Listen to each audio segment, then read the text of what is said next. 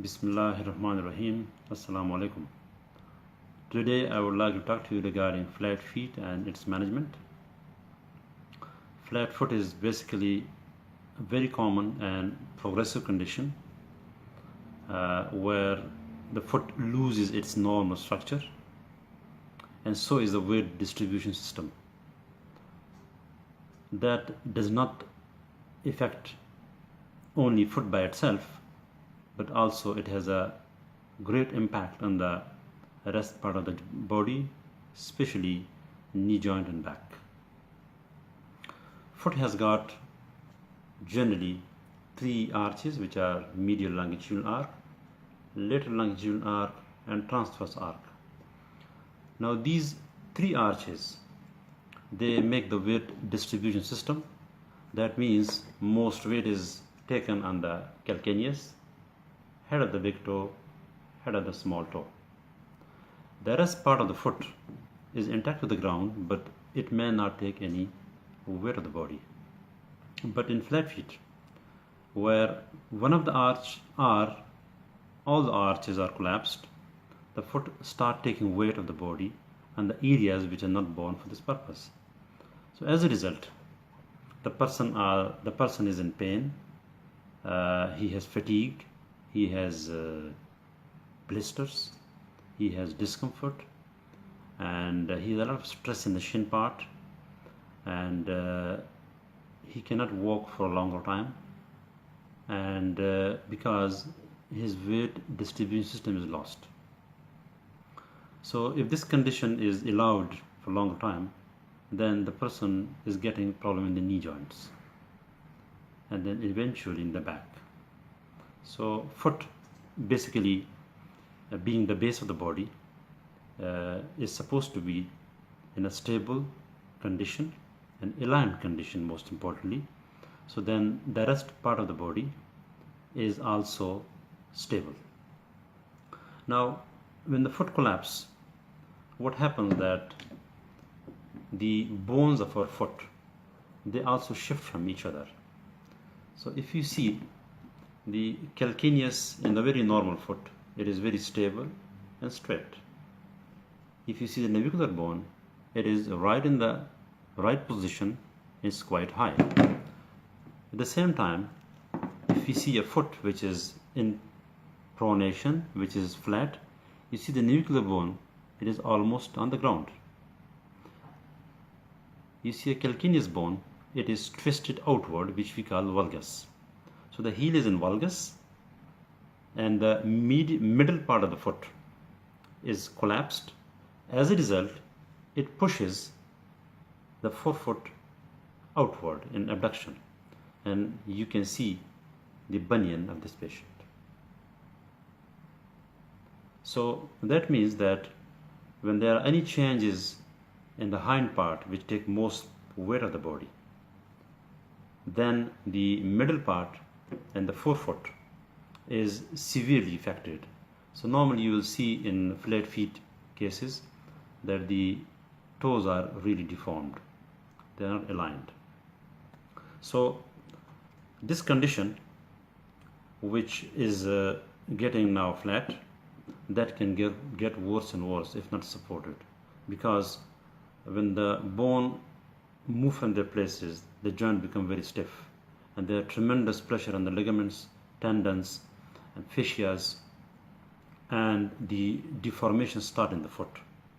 So it is important that we try to control this condition in the first stage, and then in the second stage you try to correct the condition.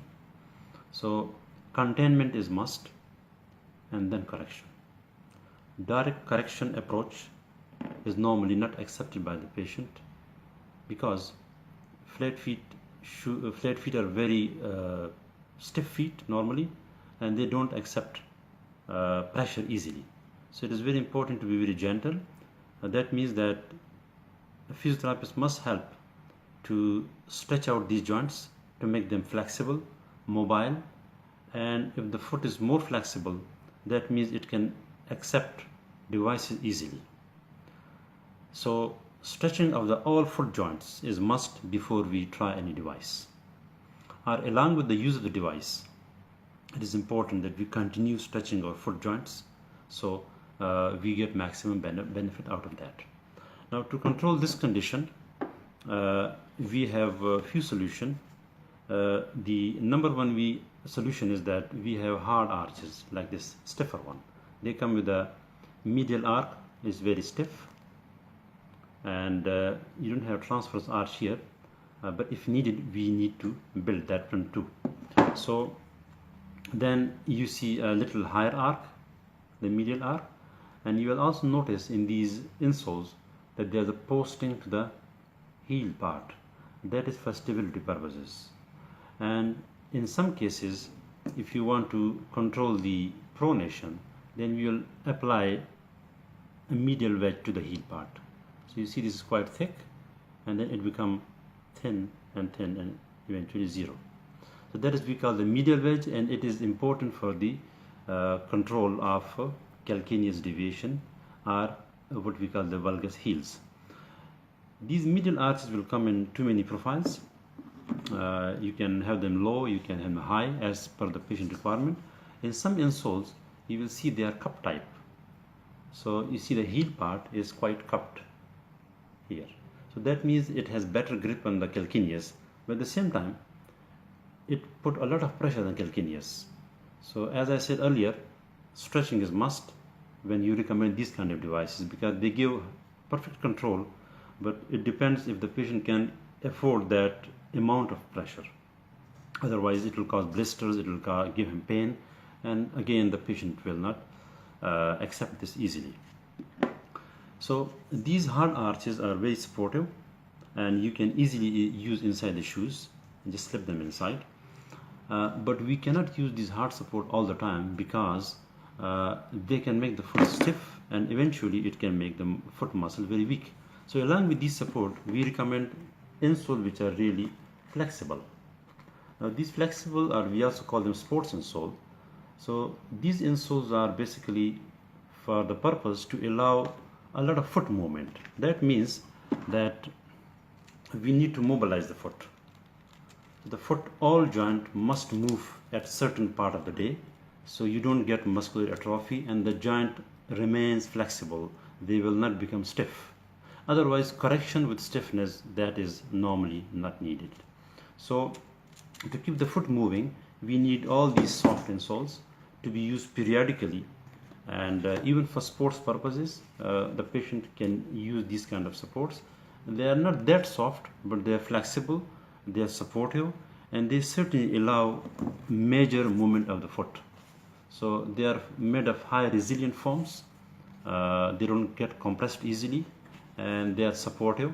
If you can see the medial arc of the foot and also the transverse arc, so they can be worn normally inside the sport shoes. If the condition is very severe, then along with these insoles, we recommend medical shoes too.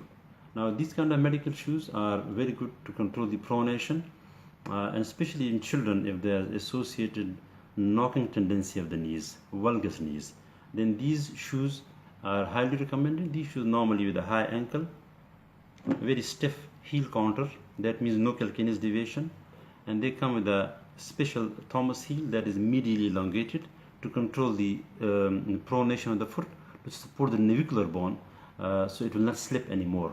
And normally they are quite stiff. Stiff we make it because we don't want the foot to move either way. No pronation, no supination, so it remains stable on the ground to correct the foot. So this is also very useful on daily basis for children. Along with this, these insoles can be worn in other shoes, and along with all these insoles, you can also use soft insole for sports purposes to correct the flat foot condition. So that means that exercises for the foot, stretching out of the joint of the feet, and using the insoles most of the time.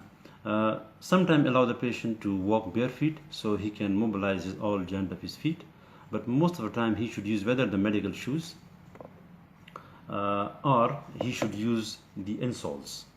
So then the patient can get maximum benefits. And normally evaluation is done within 6 months, and then you can plan the next action for the patient. Thank you.